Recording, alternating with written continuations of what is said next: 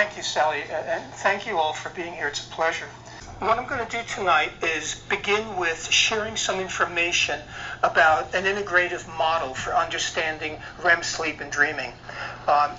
We hear a lot of concern today about sleep and sleep loss, and we hear very little about dream loss. And the fact is that we are at least as dream deprived as we are sleep deprived. And many of the negative ramifications that we ascribe to being sleep deprived actually are the result of not having enough dreams. So I'm going to begin by talking about dreaming from that perspective and in the first part of the presentation. And then I'm going to focus in on a concept that we call empathic emergence. Many of you will recognize this, even if the word doesn't make sense. It's a concept that informs a lot of artistic process, and it comes out of dream work. And I'm going to focus specifically on an artist who inspired this, and this is Irene Hardwicke Olivieri. How many of you might know her work? Okay, my dream group. Yeah. If you come to my house, you know her work. So this is one of the images that I stumbled across on the internet a couple of years ago. Long story short, I wrote her for permission. She was living off the grid in Central Oregon, and you'll see how that impacted her work. But I had the great privilege of meeting her, spending a lot of time with her, looking at her work. And what was so clear for the two of us in this conversation was that she consciously lived in the dream, and in her work brought the dream back to her life. So, and we'll come back to this image and a series of other images that she did a little later on. So I want to start with an excerpt from a poem by David White. And the poem is called What to Remember When Waking. What to Remember When Waking. In that first hardly noticed moment in which you wake, coming back to this life from the other, more secret, movable, and frighteningly honest world where everything began, there is a small opening into the new day which closes the moment you make your plans. What you can plan is too small for you to live. What you can plan is too small for you to live. What you can live wholeheartedly will make plans enough for the vitality hidden in your sleep. To be human is to become visible, while carrying what is hidden as a gift to others. To remember the other world in this world is to live in your true inheritance. One of the points I'm going to make tonight is that we too frequently lose touch with that other world. In fact, the way we do waking, the culture, the world we live in, really discourages us from staying connected with that other world. And I think artists in their own way break through. In certain spiritual processes we can break through. But by and large, our culture has become dreamless. And we'll talk about what that looks like and how to address it. So, this is another image from Irene. I love this one in terms of introducing the concept of dreaming. She calls this piece Heat of Day, Cool of Night, and it's reminiscent, and she's on a swing here, and wherever she lives, she has these big swings. It's reminiscent, or reminds us of the place of rhythms in life, and this is part of our disconnection from life. We've lost our sense of the rhythmic. We've lost our sense of night and day. We light up the night, we sleep into the morning. We've lost the rhythms that take us through the night, which are rhythms of sleep and dreams, sleep and dreams, sleep and dreams. So, what is dreaming? Essentially, dreaming is ESP and OBE. So dreaming is ESP, it's extrasensory perception. When we go to sleep, we close our eyes. We eliminate about 80% of sensory stimulation to the brain. We stop listening with our ears, we stop feeling with our touch senses. So there's no sensory input coming in. Despite that, in the dream, we can see and hear and smell and taste and touch. So dreaming is literally a form of ESP. It's extrasensory perception. Also in the dream, we lose our capacity to move. Some of you might be aware of this if you've ever had an experience where you've awakened and found for a moment or so you weren't able to move. Anybody have that experience? Okay, it's pretty common. It's called sleep paralysis. And in its wisdom, the brain turns off our ability to move our voluntary muscles so that we don't act the dream out. If you think about this, that there's no sensory input coming in, there's no information from the world coming in, and we're unable to act on the world, to speak or to move, we are no longer operating in our bodies. Dreaming is an OBE. Dreaming is an out-of-body experience. If you want to look at that neurologically, you look at that spiritually, however, but we are not functioning. In the dream, we have an opportunity to experience consciousness that is no longer contained or framed or channeled by being in a body. And that's where the dream lives. It doesn't live in this body. What happens in REM sleep is pretty phenomenal. In recent years, we've discovered a tremendous amount about the function of REM sleep. REM, of course, is, you're familiar with REM, it's a rock group from Georgia. Yeah. It also refers to rapid eye movement sleep. And you might know that when we're in that kind of dreaming, our eyes are moving, or we can see the eyelids fluttering under the moving eyeballs. So in REM sleep, there is a process of consolidating memory. Now that sounds like it's sort of like, you've got this information and you're sticking it in a folder somewhere in your brain. It's nothing like that. It's nothing like that.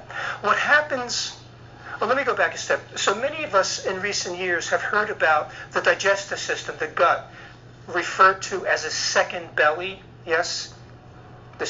I'm sorry, a second brain. The gut is a second brain. And some of this came from the work of Candace Pert, who discovered that all of the neurotransmitters that were present in the central nervous system were also in the gut. It makes sense when you think about the fact that your digestive system has to make very intelligent decisions. We send all kinds of stuff down there. And the belly has to decide what it's going to keep. It's going to filter through this stuff and what it will let go of or what it will excrete. If the gut is a second brain during digestion, the brain is a second gut during dream sleep. And what I mean by that is when we dream, the brain is metaphorically chewing on, swallowing, digesting, and assimilating daytime experiences, waking experiences. It actually digests experiences, and it decides in its wisdom what it's going to keep. In other words, what will become memory and what it will excrete, what it will let go of, what it will forget. What the brain keeps becomes a part of us. Just as what the gut keeps becomes a part of us, what the brain keeps changes us. The Greek god of dreams was Morpheus. Morpheus was the root, or is the root of the word morph. We are profoundly morphed in our dreams. It's not just memory formation. Those memories, day by day by day, change us. If we don't dream well, we are not digesting our daily life experiences. We're no longer obtaining nourishment and growth from the world. I think of this as a kind of psychological constipation. The proper term for this is clinical depression. People who are clinically depressed routinely have a poor or damaged pattern of dreaming, compromised dream quality. Dreaming also regulates mood. There is a therapist inside of us. We've known for a long time that dreaming down-regulates, it discharges negative emotion. So when we dream well, we will wake up feeling better. If we don't dream well, again, it contributes to our having a poor mood. Dreaming ultimately is a way of seeing. Even though our worldly eyes are closed at night, we're able to see. And by see, I mean we're able to perceive. And we see with what I'm going to call dream eyes. It's another way of seeing. This is a kind of spiritual eyesight. It's a kind of artistic eyesight. It's an expanded kind of consciousness.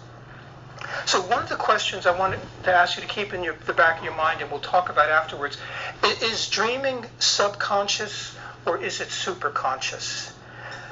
Meaning, is dreaming just something that lies below waking consciousness? It's behind the scenes. It's the basement of the structure of our lives. Or is it the larger atmosphere within which we live?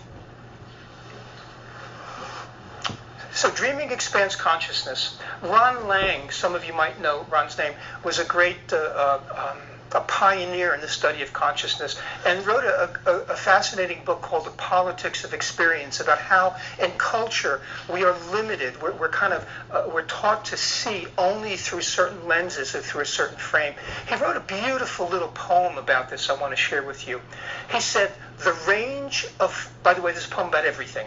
The range of what we think and do is limited by what we fail to notice.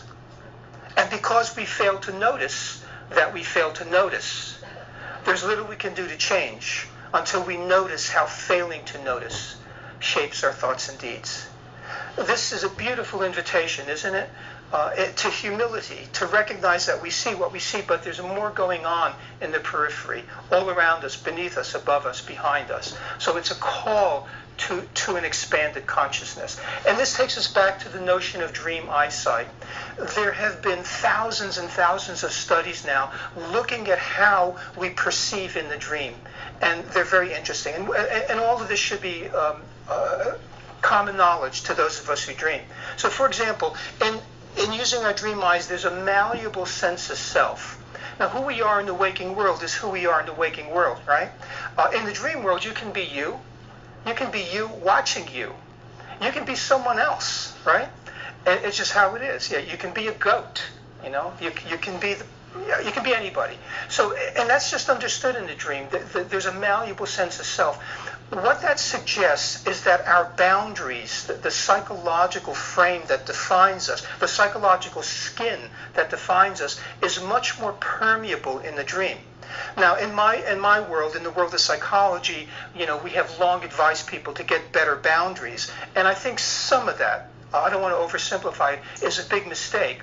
It turns out people who have more permeable boundaries in their waking lives have much better dream recall and much richer dreams. That capacity to be open in that way is great. There's also something we call the normalization of the fantastic.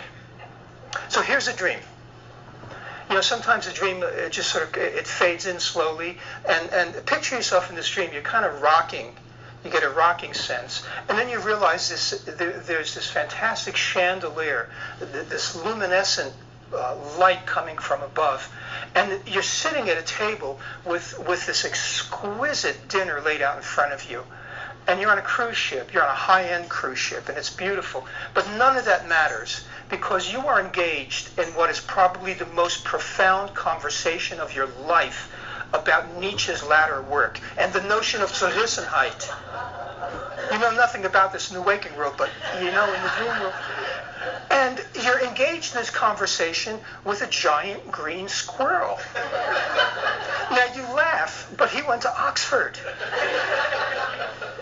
What's interesting about this is not until you wake up and look back at the dream with waking world eyes will you say, boy, that's weird. It's not weird when it's happening, which teaches us something beautiful about the dream. There's a profound suspension of judgment. We come back into the eyes and the heart and the mind of being a child. We can experience in that way.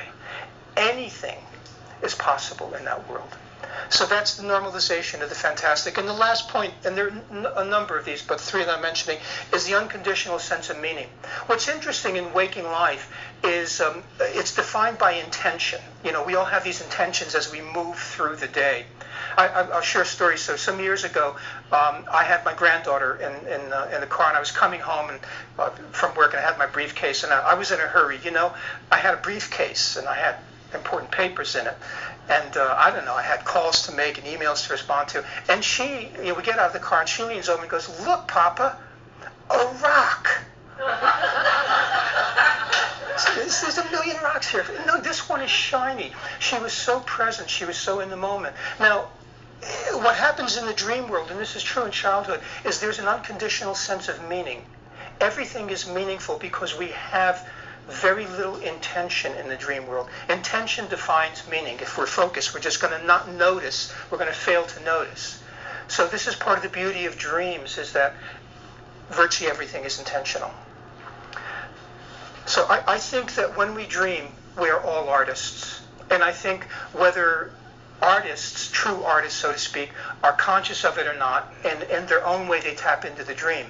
Sometimes we talk about dream art, and this is obvious stuff where you have a dream and you paint it or do something or write about it. Dali was a good example of this. But whether or not you're actually reproducing artistically experiences from your dream, I believe we all draw from the dream world when we do art. We all learn to use dream eyes. In fact, we can use dream eyes, excuse me, when we're awake.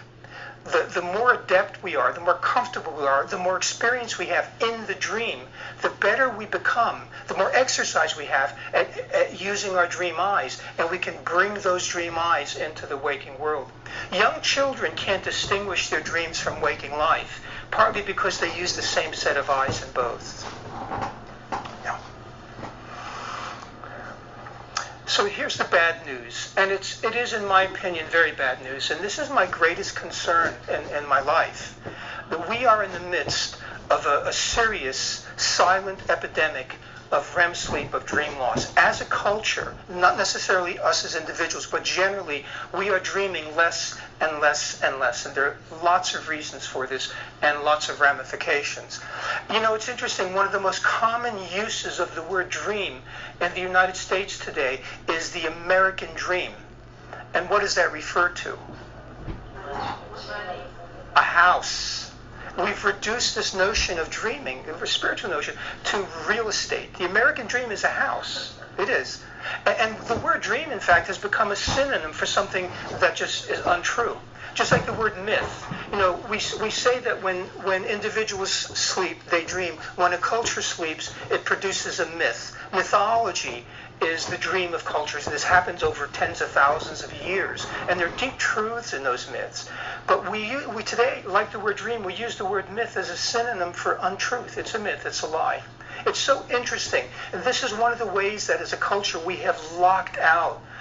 We've sort of drawn a line, or we've taught ourselves not to look there, not to pay attention to it. Many, many things at a biomedical level impact our dreaming. Excessive alcohol consumption, generally speaking, more than one drink for a woman. Women metabolize alcohol at half the efficiency that men do. This is true for all women except one I met at the Name the Beer contest in Skagway. No, generally women metabolize alcohol less efficiently. For men, on average, it's 2 drinks. Again, drinks depending on your size and so on. We drink too much in our world. 25 million Americans have between 8 and 10 drinks per day. It's a lot of alcohol. And again, even if we're a little bit over the line, alcohol significantly interferes with REM sleep. It damages REM sleep. I'm not a teetotaler. I think a glass of wine is great. No, there are health benefits to it. But we just need to know where to draw that line. It's really important. And particularly nowadays with changes in laws around the use of marijuana and cannabis, and I think cannabis has a definite medical use. There's no question about that. But it actually, when it comes to sleep and dreams, it looks a lot like alcohol. It can actually help you fall asleep, but over time it interferes with REM sleep. And again, we have tens of millions of people overdoing it with these. Many psychiatric medications interfere with REM sleep, and this is a huge challenge. And one of the reasons many of us opt for integrative approaches, looking at alternatives. There's good data on using nutrients, omega-3 fatty acids, vitamin D, and so on. There's a whole other arena. But benzodiazepines, for example, minor tranquilizers, the Valium, Xanax, Klonopin drugs, antidepressants, all antidepressants except a couple on the market today, to varying degrees suppress REM sleep. And there's a fascinating story around that we don't have time to get into tonight. LAN stands for light at night. And we, in this part of the world, are considerably more sensitive to that because of the International Dark Sky Association and the regulations that are in place here so that we don't interfere with what's going on in astronomy. But millions of us are overexposed to light at night. Light at night suppresses melatonin, which interferes not only with sleep, but with our dreams. If you're having trouble sleeping through the night, which most insomnia involves, you're less likely losing sleep and more likely losing dreaming because we do most of our dreams in the latter third of the night. If you have sleep apnea, it's severely damaged. If it's untreated, it severely damages REM sleep. I know none of you do this because we live in Tubac, but some people awaken with an alarm clock. Did you know that? Maybe you've read about it. Think about this. What if somebody comes up and gives you a really good short story, but then they hold it back for a second and tear off the last 5 pages and then give it to you? This is what happens with an alarm clock. Since we're doing most of our dreaming as we approach awakening, we typically awaken from a dream, not from sleep, and we're we're snipping off the ends of our dreams. Or it's like being ushered out of the theater in the last 5 minutes. We, in recent years, have seen a dramatic decrease on the part of psychotherapists, interest on the part of psychotherapists in dreams, which breaks my heart. A lot of psychotherapy emerged out of a regard for the unconscious and its expression in the dream world, and fewer therapists are doing this. And I'm going to make the point as we go along that we overvalue waking. We overvalue waking.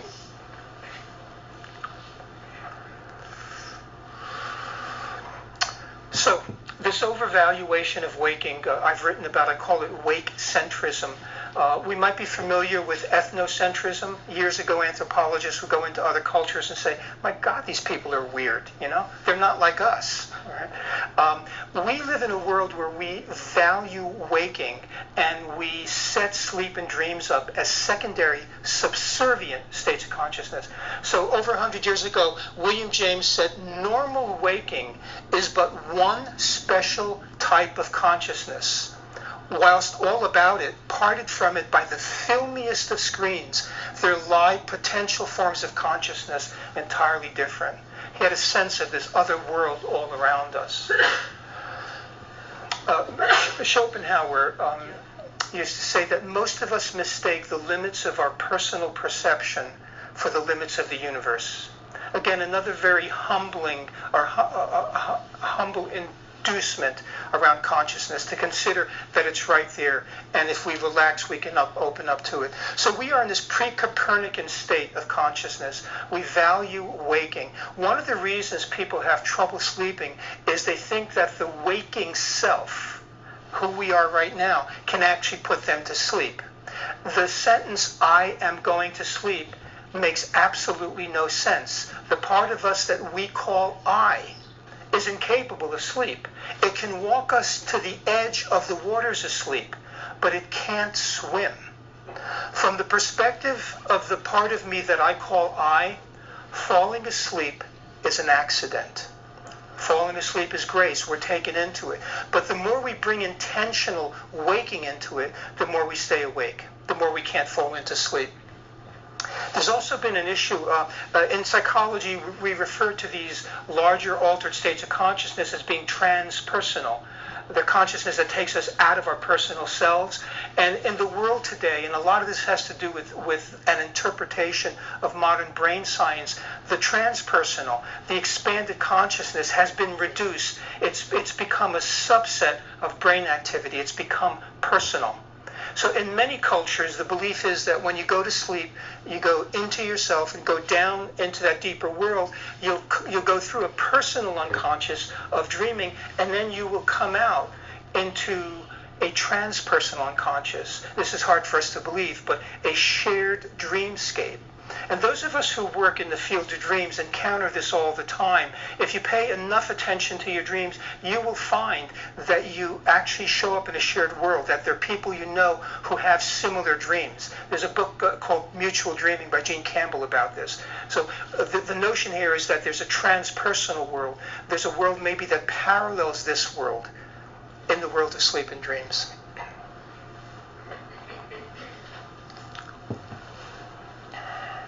So here's the result of Awakecentrism. Do you know this feeling? We are a hyper-aroused culture. Most of us understand that we can be asleep at different stages or levels. We can be in light sleep or moderate sleep or deep sleep, right? Most of us don't recognize that we can do that with waking. Waking isn't just a uniform state. Think of an airplane ascending, achieving altitude. It can be low-flying at treetops, or it can be up at 40,000 feet. In the world today, there's been a gradual increase in altitude and consciousness, and this is reflected in our studies of brain waves. Many of us now function in what we call high beta. Beta is a broad level of waking consciousness, but we are at the upper atmosphere of beta. You might have noticed people are talking faster and walking faster and thinking faster. We're in a hurry. We're running. So this is called hyperarousal. It's a concept that's been studied extensively. It is the primary cause of insomnia. It's the primary cause of difficulty falling asleep or staying asleep. So associated with increased heart rate, increased body temperature, which is a reflection of going faster, a high level EEG, increased cortisol during the day and at night, activation of the sympathetic nervous system, the part of us that is excited, energized, at night, nocturnal. I've written about this, and I coined the term twired. What happens is that we are tired and wired at the same time. It's like being on a psychological rack. There's a part of us that wants to be pulled down into rest, and a part of us that's constantly pulled up into waking. It's also reminiscent of Icarus. You remember the Greek story where Icarus is trying to fly to the sun? It's hubris. He flies higher and higher, and of course, eventually has to come down. I was going to say the privilege, but it's maybe not the exact right word, of working with a lot of rock and roll stars for many years. I mean, I traveled with a major rock band as a creativity dream consultant. And so I was around that energy, and it was shockingly hyper-aroused. These folks, and it's not a criticism of the industry or of music itself, I love the music, but a lot of these folks are role models for us and our kids, and they fly high. A great example of this, of course, is Michael Jackson. His signature move was the moonwalk, and he couldn't come down. Neither could Jim Morrison. He couldn't come down. And so this is about unchecked hyperarousal. Hyperarousal is waking life that is no longer balanced by, it's no longer modulated by rhythmic or recurrent periods of rest, of sleep, of dreams. There's no coming down. It's constant flying high. And eventually there's a kind of crashing. So in this way of being awake, we have segregated sleep and dreams. We have walled off dreaming from waking life.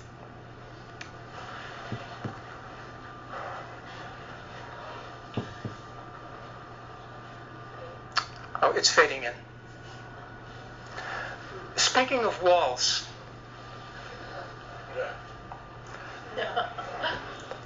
so I do not in any way mean to make this a political statement. It's a psychological and spiritual statement. But I think it's an important one for us to understand.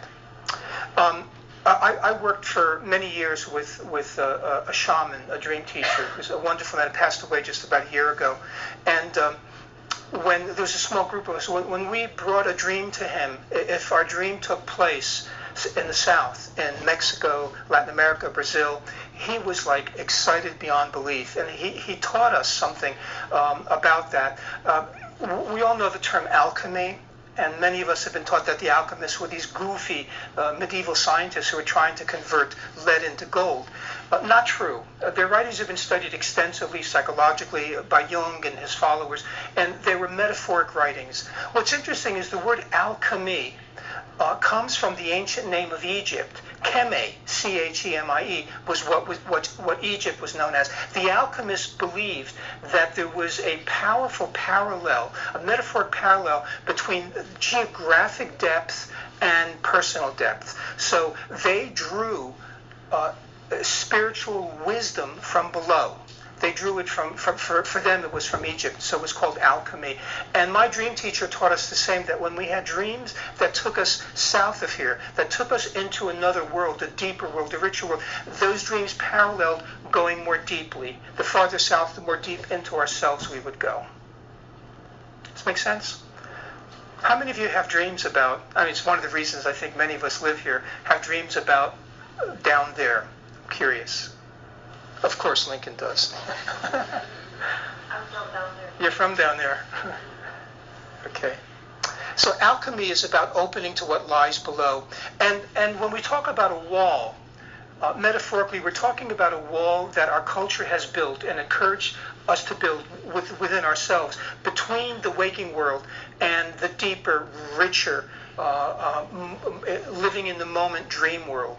I think the political talk about a wall today is a late stage symptom of our systematically severing our relationship with the energies from that world. Again, not politically, but it's showing up politically. So I think that wall really is a reflection of what's going on in our lives, generally spiritually. But despite that, so we live in a place where the river can't be walled off. Maybe some of you have noticed that.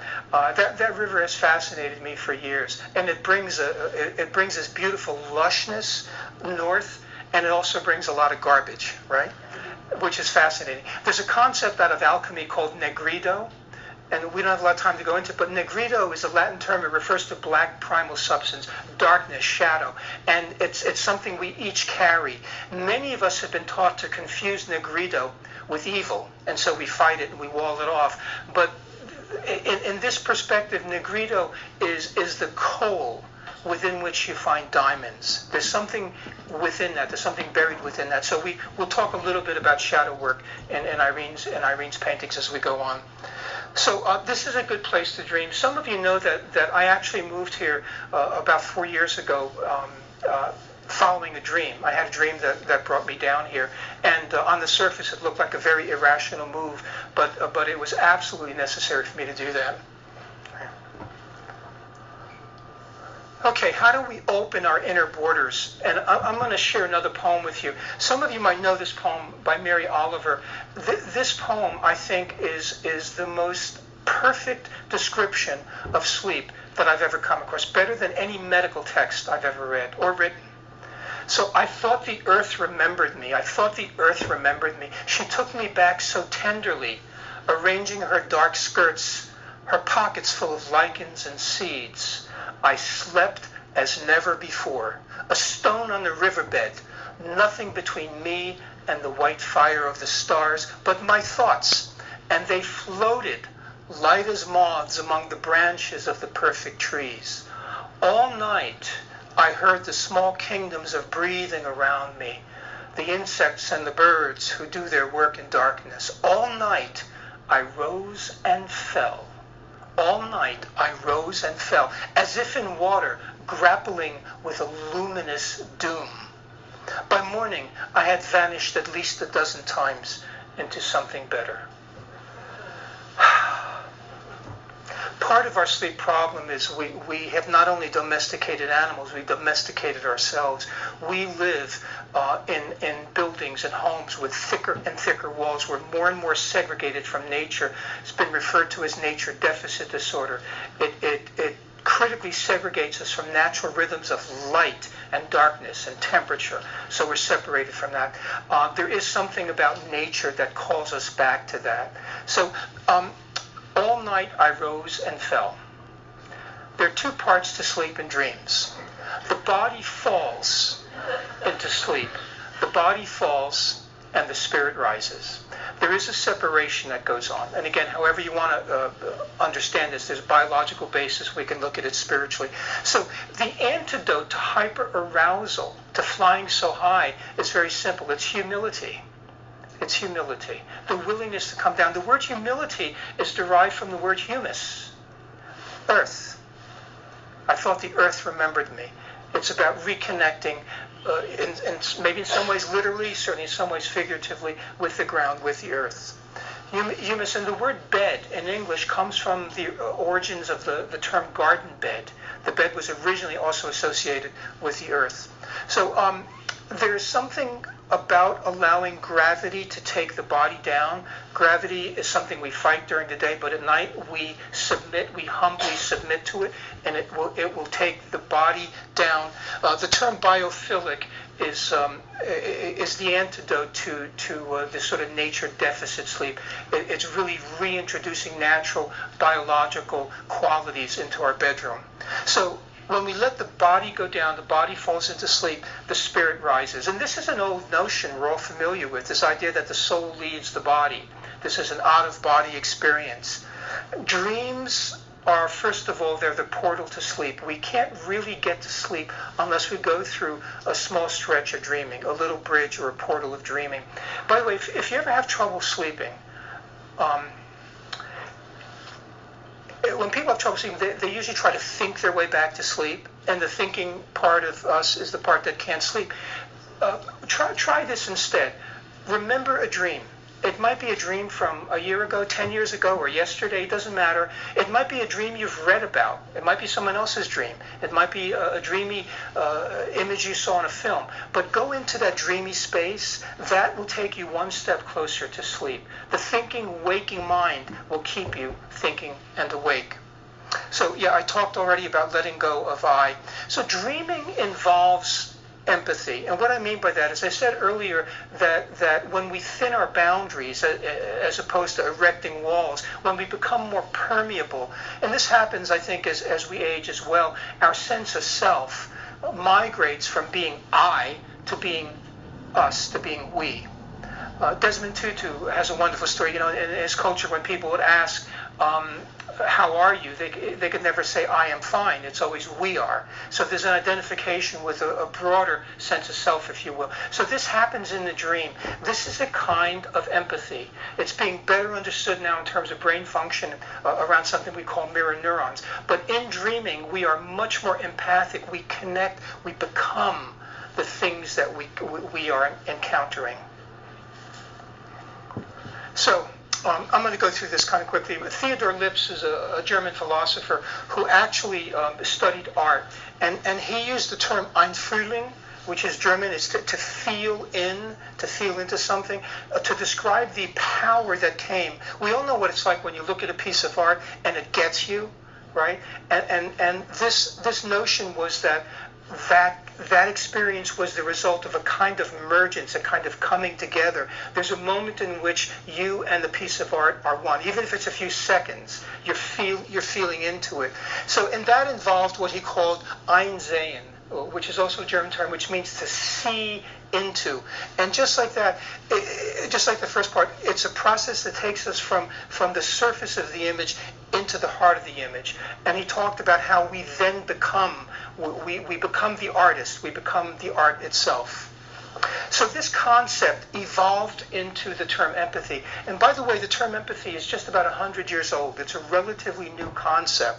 It impacted a lot of people. I mentioned Kandinsky, Rilke, and it also impacted Freud. Many people think that Freud's great contribution was his model of the unconscious. I think not. Freud actually, from the start, began to tell his students that it was really important for them not to judge their patients and to have empathy.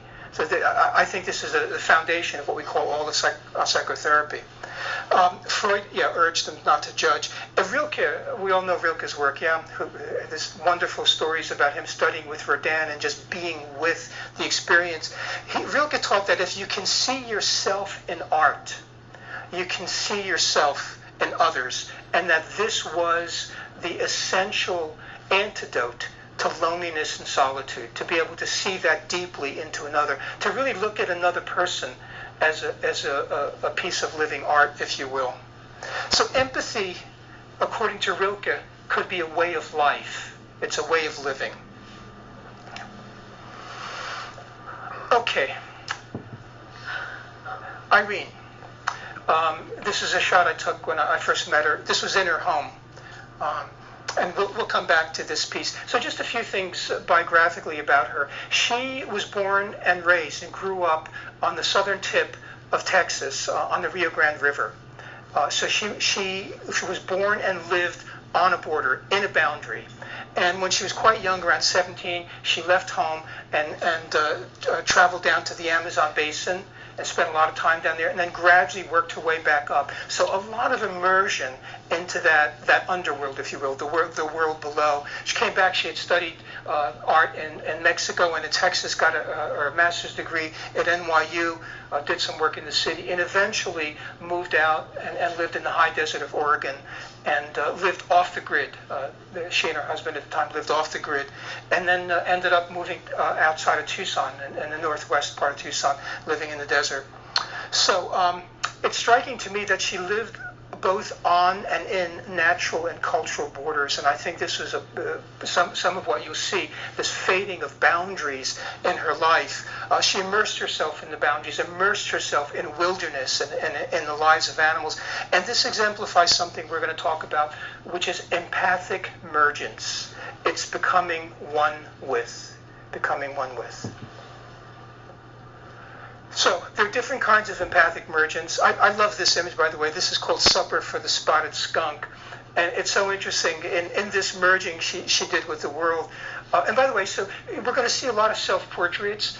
And it seemed, my sense was it was almost impossible for her to image herself independently of the life around her, which is quite beautiful. In contrast to how we typically think of a portrait. Maybe we'll fade the background out, but she was part of her environment. And in this image, of course, she's actually nourishing the animal world.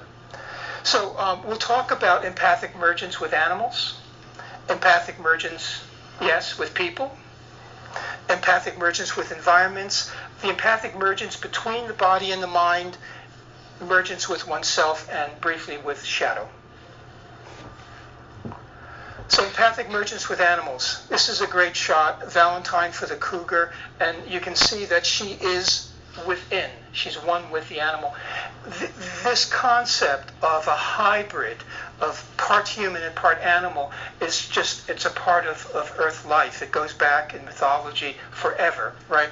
I started making a list of people who really felt connected, who had merged with animals, from St. Francis to King Solomon, Tarzan, Hiawatha, Dr. Dolittle, of course, and then many of us, dog lovers and cat lovers and other animal lovers, that sense of merging. So this is a universal theme. Classically, we see it in centaurs and Pan, part goat, part human. We see it in angels, so humans with bird wings, sirens, mermaids, the Sphinx. It goes on and on and on. This idea that there can be emergence. So one of my teachers, actually two of my teachers, referred to the body, the human body, as animal. My dream teacher called his body his animal, which I thought was very interesting. And another one of my teachers, actually, let me share this with you. I just reread it. This is Hugh Prather. He wrote, and by the way, I think this is the best health advice I've ever seen. And I've seen a lot of it. I've given a lot of it. He says, treat your body as you would treat your beloved pet. Treat your body as you would treat your beloved pet. Most of us have a more balanced sense of how to identify with a dog than with our body. We love our dog today, but we can't love our body because we are waiting for it to be different. Free of the anger that comes from unreasonable expectations, we feed our dog a good, simple diet. We exercise him and bathe him and take him to get his shots. We keep him away from dangerous situations and gently decline to give him everything he wants. There is no war. There is no war in this relationship because there is neither neglect nor a battle for perfection. A sane approach to questions about diet, exercise, sleep, and the like is to ask, if my body were my beloved pet, what would I do? The word animal, of course, comes from the Latin anima. And anima means soul. It's a very interesting notion that the animal somehow depicts the soul.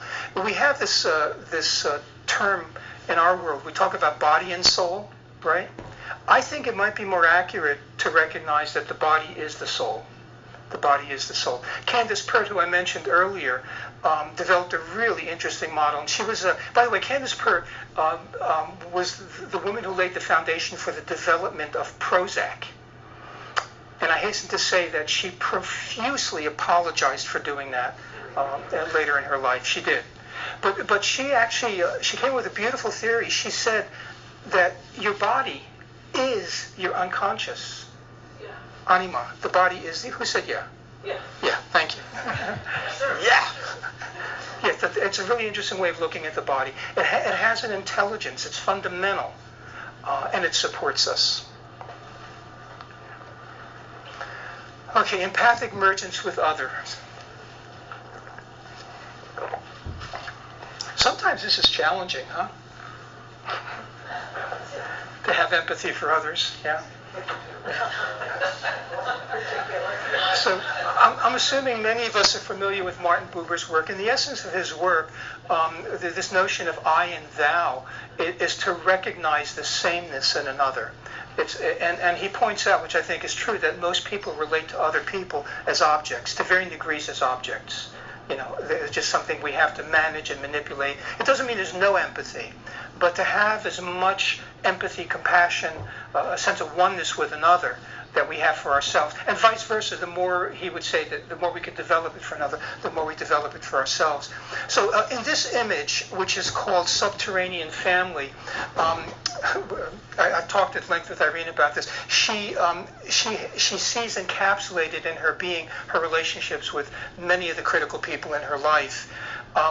A friend of mine, Dick Schwartz, anybody know Richard Schwartz's work, Internal Family Systems, a psychologist, he basically says, and it's a beautiful depiction of it, that we all have many, many parts of self inside, and that we have these dialogues, and they have different functions. We want to come to peace with them. So empathic emergence with others really is also about empathic emergence with self, which we'll come back to. And I mentioned Rilke's notion that the more you can empathize or merge empathically with another, the better we become at doing that in ourselves. Empathic emergence with the environment. So there's a striking parallel in my mind between the decimation of the natural environment that we witness today and what I think of as the decimation of the dreamscape. Those of us who believe that we can come into a world where we experience shared dreams refer to that as the dreamscape. It's a place. And we are damaging that. It's so fascinating today with technology. There's an attempt to what's being called hack dreams, or hacking dreams, because we can monitor brain activity that will signal when we're in certain kinds of dreams. I've been approached by a company to do this, and it actually really bothered me, a very well-funded company in Phoenix, where they're developing technology so that you can hack your dreams. The most common example of this is what we call lucid dreaming. Now, there are two parts to lucid dreaming. There's the process of developing awareness during the dream, so you could be dreaming and be cognizant of that. But in our world, we confuse that with the second part, which is to intervene and control the crap out of the dream. I'm going to make this damn dream do what I want it to do. In other words, we begin to, in this, we're importing waking ways of being, the sort of hyper-arousal into the dream. In recent brain studies, we know that a part of the prefrontal cortex, where what we call executive function resides, actually lights up in lucidity, which means that when we're lucid, we're partly awake. Now, we can argue back and forth if that's good or bad. I think it's neither. I think the question is, are we dragging waking ways of being into the dream world, or can we use the dream world to inform and better expand our sense of waking? So, decimation of the dreamscape. Yeah, we look at dreaming as a resource to be utilized. I mean, most of us today think of, we're going to juice our dreams. We're going to use these dreams to become better waking people. I'm not suggesting at all that the dream can't reflect waking life. In some ways, the dream is like a funhouse mirror. You've all seen those. You go in and you can see these sort of really interesting, modified, distorted reflections of who you are. That's one level of the dream. But if you come closer to that mirror, you come to realize that it's a large glass door. It's reflecting back. But you can also go into the looking glass, and this takes us much more deeply into the shared dreamscape.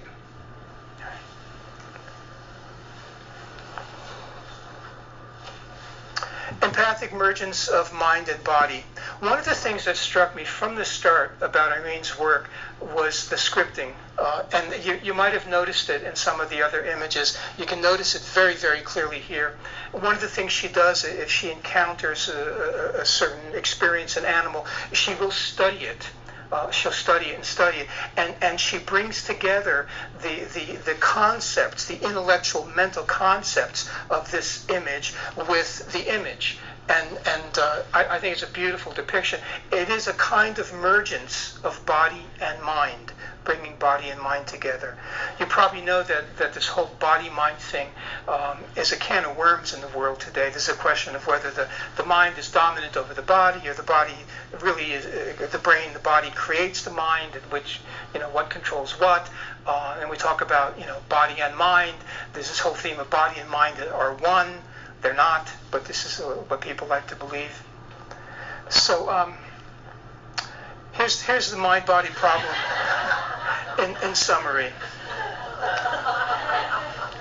Now, I'll tell you the reason I think this is a problem is that I think this is reversed. I think the body is going to say, the body's like a dog. Hey, let's get up. Let's go for a run or something. And the mind is the part that says no. The mind is imposed. So the suggestion is that we can trust the body a little bit more. The body wants to play. It wants to romp. It wants to run. Yeah? So this is the image I showed earlier, one that I also fell in love with, and again, a beautiful depiction where you can't make out the stuff here, but you can actually read this stuff, and it's so interesting. It's about the pack rack right here. This piece is called I Drop Everything When I See You. Just this sense of awe she has in connection with these beings.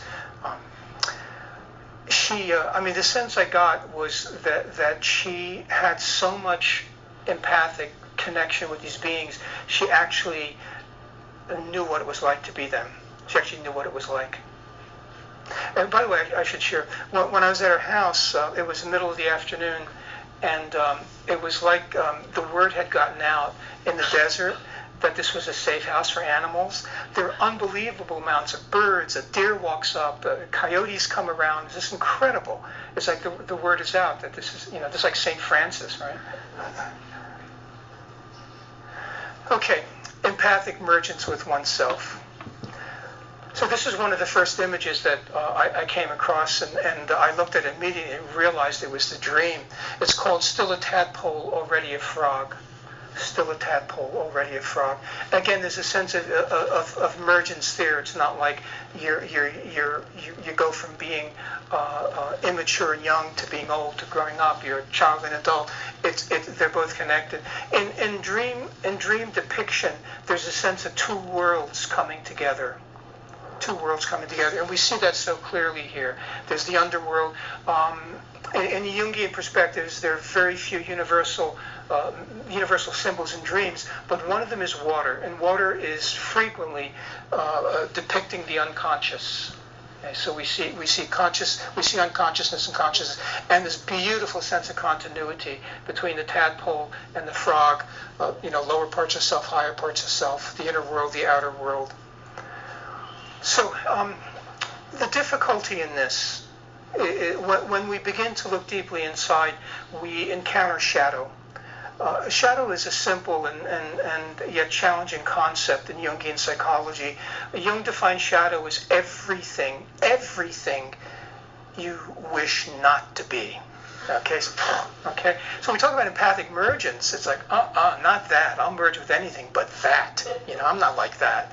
And as I said earlier, the theme in shadow work is not to become your shadow. There's certainly things or ways we don't want to be, but to find diamonds in coal, that there's something precious embedded in that darkness. But to do that, we can't go to war with it. We can't build a wall to keep it out. We need to step into a dialogue, a conversation, a kind of emergence with it. And what stops us is there's a very common belief in our world that the unconscious is dangerous. The old notion that there is God, man, and the devil, right? It was believed for ages that children were born with strong demonic influences, and you had to beat that out of them. That's not too far back in history. But even Freud's notion, again, depending on your interpretation, a lot of people think that Freud took God, man, and the devil and converted it into the superego, the ego, and the id. We're all familiar with Freud's notion of the id. And the id is not a very pretty place to be. And it was sort of a source of primal energy in the psyche. In fact, Freud didn't even use the word id. American psychiatry used that. Freud's original term was in German, it was das Es, which translates to the it. Freud referred to that deep part within us as it. Again, a reflection of, I think, a long-standing notion, and I think to varying degrees we all have, of mistrust for what lies deepest inside of us, what lies below, a general tendency to mistrust that. So, in contrast, Rumi referred to the unconscious as the great friend. The great friend. Isn't that a beautiful notion? Pretty much. So can I trust it? Am I willing to trust it? Are dreams subconscious? Do they come from the sort of dark, muddy place beneath, or are they superconscious, or are they both? Can we trust our deeper selves? So Carlos Castaneda taught that dreaming gives us the fluidity to enter into other worlds by destroying our sense of knowing this world. So this world starts to fall apart. That's the nightmarish part of dreams. That it's a transformation. It's a snake shedding its skin. It's the butterfly coming out from the caterpillar, something emerging in that. So, click again, please. A newspaper reporter once asked Albert Einstein what Einstein believed was the single most important question in life. And Einstein answered, "Is the universe friendly?" Is the universe? Isn't that a wonderful question? Which, of course, is similar to the question, is my unconscious friendly? Can we trust this? Okay. So, dreams reveal a greater order behind all things. And click again. Can we trust it?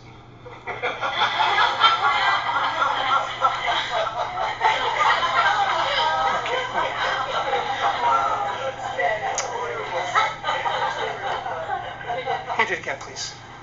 Okay, so I'm going to finish up with this slide. I just wanted to give you a summary of the things we can do to make sure we're dreaming in a healthy way. And one of them, again, it goes without saying, is to dream well, we need to sleep well. It is really important. The brain, by the way, prioritizes sleep over dreams. In the same way the body prioritizes fluids over food. You can go for weeks without food, but no more than 3 days or so without water. So the brain prioritizes sleep. If you want to have enough time to dream, you need to give your brain enough time to sleep. Manage dream thieves. Think about the kinds of things we talked about earlier that might be blocking your dream time and find alternatives to those. Consider oneirogens. Oneirogens are substances that promote dreaming. There's a great website called Erowid, E-R-O-W-I-D. I don't have it on here. The Vaults of Erowid. It's an extensive website about the relationship between humans and plants, and it has lots of recipes for increasing your dreaming, and some of them are legal. The one simple thing I recommend, and you want to learn about this, is to use melatonin. I'm an advocate of an informed, intelligent use of melatonin, and there's a lot of misinformation about it. But the suppression of melatonin suppresses our dreams. Supplementing melatonin, which if we're exposed to light at night, which virtually all of us are, is a good idea to promote dreaming. You want to bridge, you want to attend to and remember your dreams. There's a simple way to remember dreams, and that is to recognize that what we call grogginess is an exquisite state of consciousness. The word groggy comes from the English rum drink grog, and the implication is you wake up drunk, get some coffee, throw some water on your face. This is another little example of how in our culture we have built a wall that doesn't allow the dreaming to come through. Grogginess is a hybrid. It's part sleep, part dreaming, and part waking. And most of us try to snap out of it. We want to go back into hyper-aroused waking. Linger in grogginess for just a few minutes without intention of chasing the dream. Don't look for the dream. The dream is right there. And sooner or later, images of the dream will show up. You can't introduce intention into the dream world. Let it come to you. It's like a shy puppy. Let it come to you. And then bridge it. Talk about it. Talk to your dreams. Talk about your dreams only to people who respect them. It's very important. Goethe advised that years ago. And or write them down. So begin creating a bridge, building a bridge between the dream world and the waking world. In short order, your dreams will become part of your life. You remember them during the day the way you remember other things. They'll influence you. They'll inspire you. They might shake you up in certain ways, but bridge them into waking life. Don't subsume them under waking. I believe that dreaming is a form of superconsciousness and subconsciousness. It's a bit of both. And so the more we connect to the dream, the more we connect to foundation and an expanded sense of self. Practice using dream eyes during the day. And this is a very simple practice where just pretend you're dreaming. In any situation, if you pretend you're dreaming, you'll start to see the dreamy quality, the really sort of flowy, connected dreamy quality to all things. And lastly, it's really interesting if you keep a journal, keep a waking dream journal. And what this means is when you write about the day, at the end of your day, write about it as if it was a dream. And you'll notice over time that that will bring different experiences into relief. You might, typically we wouldn't write in our journal about a cloud that we saw that was shaped like a thunderbird, but we would notice that. In the dream world, we would notice that. So you start noticing dreamy qualities of your life, and to do this over some time, you will, in all likelihood, begin experiencing an increased sense of synchronicity. Okay, so yeah, if you want to contact me, this is my book. I just had a half a dozen of these. If you want, they're available here. Here's my contact information, and well, thank you all very much. It's been a delight.